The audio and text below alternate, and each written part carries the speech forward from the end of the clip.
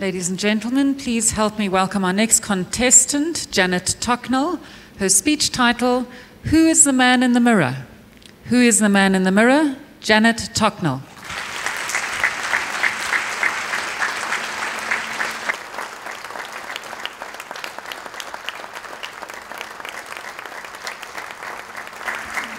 Thank you so much, Alexa.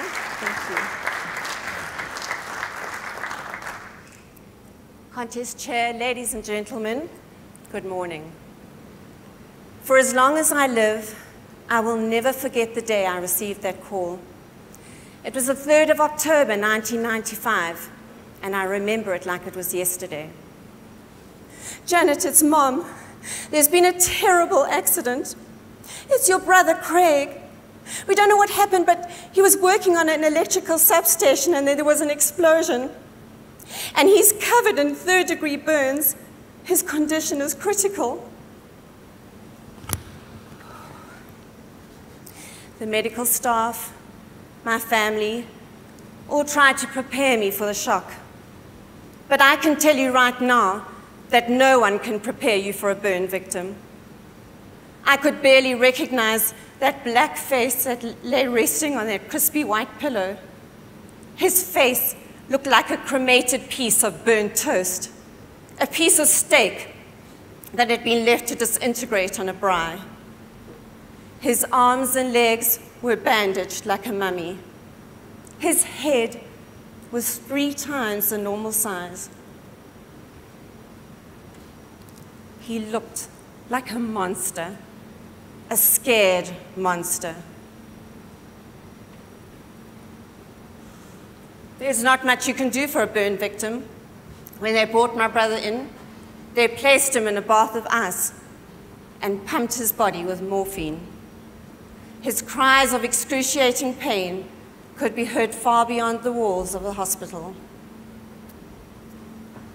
And he looked up at me from a hairless, crusty face and whispered 7 simple words. Sis, can you bring me a mirror? A mirror?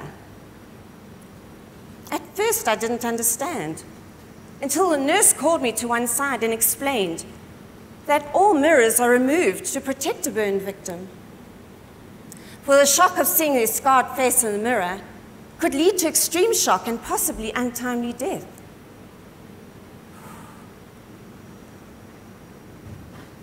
So today, I ask you this question. How do you convince someone that the scarred face that they see in the mirror is still the same beautiful person that they always were?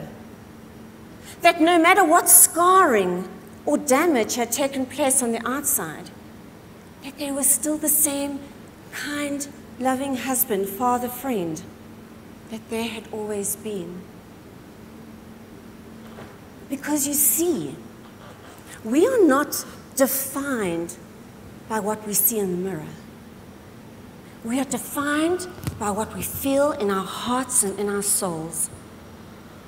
Those decisions that we make first thing in the morning, whether to be angry, bitter, or sad, or happy, forgiving, kind, that's what really matters, not so much what's on the outside. Because in the end, we don't remember the most beautiful face and body. We remember the most beautiful heart and soul.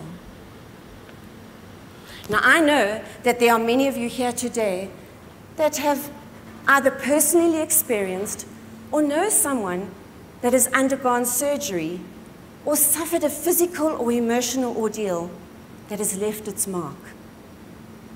And no matter what it is, we tend to want to hide it out of fear, embarrassment, or shame. Children, on the other hand, love to brag about their scars, and they show them off like medals. So why don't we? Scars, after all, are just another kind of memory. And scars should be seen as beauty because scars don't form on the dying. Scars show that we have lived, truly lived, We've survived the deepest wounds, and we have the marks to prove it. Now, scars may show us where we've been, but they don't need to dictate where we are going. Yes, they remind us of the pain that life has inflicted upon us in the past, but that it's made us stronger and more resilient as we move on into the future. And as time goes on and the wounds start to heal, so this incredible change takes place within us, and we start to grow in maturity, confidence. And just because healing takes place, it doesn't mean that the wound never existed. It just means that the damage no longer controls us. And I can tell you something. A single scar can speak 1,000 words and save 1 billion lives.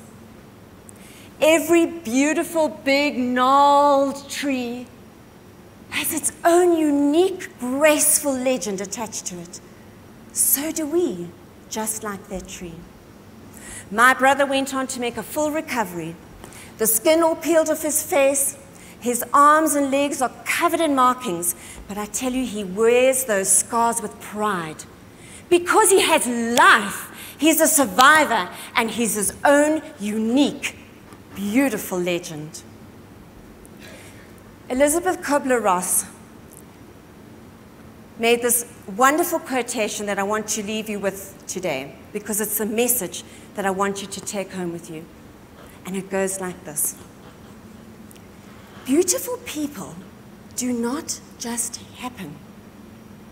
The most beautiful people we have known are those that have known suffering, known struggle, known loss, and have found their way out of the depths.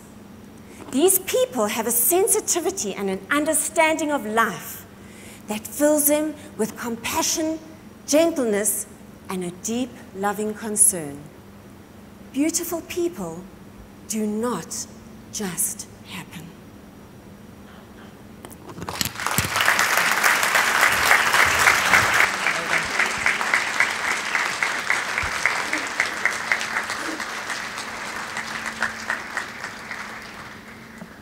One minute silence, please.